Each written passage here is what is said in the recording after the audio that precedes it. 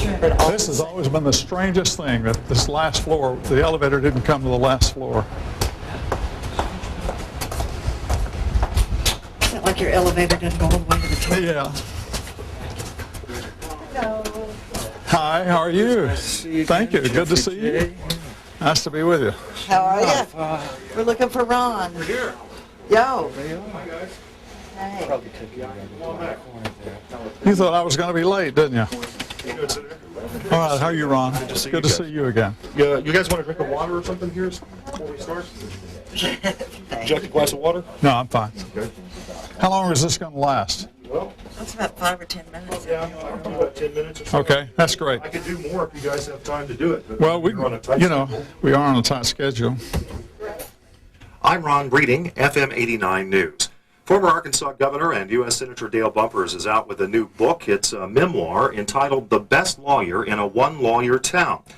Bumpers has been on a series of book signings around the state. He has one this evening at Wordsworth Books in Little Rock, another one coming up at Barnes & Noble. Senator Bumpers, thanks for being with us today. Thank you for inviting me, Ron. Now, your book details your life experiences from childhood in Charleston over near Fort Smith through the halls of Congress in your most recent career. Let's start off with your childhood. You started in a little bitty town over near Fort Smith, Charleston, Arkansas. What's a pretty colorful town from the book, it seems like. Well, it is. You know, every town is unique and has its own distinctive features. The name was not distinctive. There are 27 Charlestons in the United States. But during the Depression, everybody was doing everything they could to stay alive. I mean, there was a lot of hunger, terrible unemployment, a lot of illness, no antibiotics, things like that as we know today. It was common for people to die of typhoid fever in the summertime because the water well and the outhouse were within 10 steps of each other. And we slept outside on cots, got bitten by mosquitoes and got malaria. And the only antidote in those days was quinine. And incidentally, that was the same thing during World War II in the South Pacific. Quinine was the only thing they had. And I had malaria twice before I was 10 years old.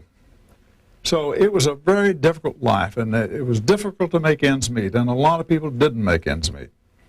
And my mother was extremely frugal. She just, you know, we couldn't listen to the radio and have the light on at the same time. And we only had meat once a week, and that was a chicken out of my mother's barnyard. Some of us would like to have maybe seen more about your career as governor and as senator. Is there some reason that you maybe did less on that and more on your formative years? There really was. I tell you, I probably overdid it, but I studiously avoided anything that could smack of a public policy book. Public policy books just gather dust on the bookshelves. And I could have added a few anecdotes in there about, you know, what shall I say, really dramatic times in the Senate, for example, or being governor. But I was so studiously trying to avoid any hint of a public policy book, I probably overdid it. The New York Times Book Review made that very same point. Why is it that you think that that a progressive senator, not unlike yourself, it finds it so hard to get elected from the South anymore? That takes longer than we have on this air, Ron, on this show. But the truth of the matter is, in about 1960, the 11 Confederate states that I mentioned a moment ago, there were 22 Democratic senators. Most of that was a carryover from the Civil War. People had a deep distrust of Republicans because they were considered mostly Yankees, and people in the South felt that we were still living under the yoke of the Civil War.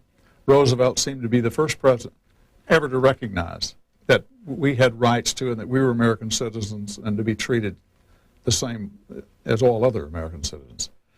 So slowly but surely, memories dimmed. People forgot. All those old prejudices and so on died away. And the South had always been conservative. Even though the senators, for example, were Democrats, they were all very conservative. And so, as I say, the South remained conservative, and the Democratic Party became more liberal. So that's my own explanation for it. What do the Democrats have to do to win the White House in 2004? They need to develop a message. They need to really castigate George W. Bush about this tax cut, which goes to the very poor. Every time somebody mentions that on the Republican side, they say, oh, there those Democrats go again waging class warfare. Well, what is class warfare when you give almost a $700 billion tax cut, which virtually all goes to the wealthiest people, and the working people and the poor people get nothing? Now, that's class warfare. The Democrats ought to make that point. They ought to continue to hammer about Medicare and elderly people having to choose between food and medicine. They ought to say that no child in this country ought to be deprived of a college education because of his lack of money. And they need to hammer it and say it over and over again. We have a tendency to get all over the lots. You know, we talk one day about taxes, we talk the next day about something else. The Republicans really do tend to show more discipline in their message. They get on a message and they repeat it and repeat it and repeat it. And that's what Democrats, that's the one place Democrats would do well to emulate Republicans. Dale Bumpers is a former Arkansas governor and senator and author of a new book, the memoir, The Best Lawyer in a One-Lawyer Town. Thanks for talking with us. Thank you for inviting me, Ron. Staying on message about when you first ran for governor and you said, I'm tired of making this speech, and DeLoss would say, yeah, but these folks haven't heard it. Yeah. To get your message That's out a very good over point, and Martha. over and That's over. exactly right. I used to say, if I have to make that speech one more time, I'm going to throw up. And he said, remember, champ, the next crowd hadn't heard it. That's right. Bye. Bye-bye. You know, we've got an hour. You guys want to go get coffee, or I tell you, I wouldn't mind. where can we get fast food? I don't mean fast food, I mean food quickly. Yeah.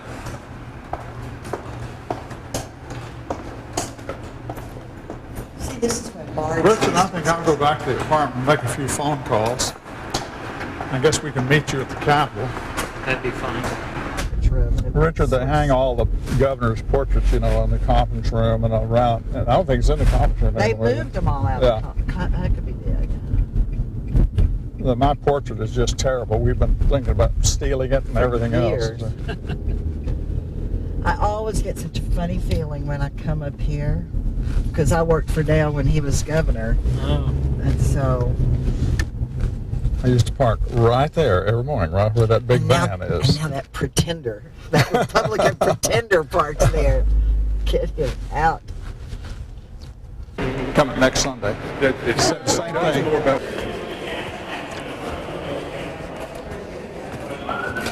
This is where the Supreme Court met back when this Capitol was first built. They have the big Justice Building up now.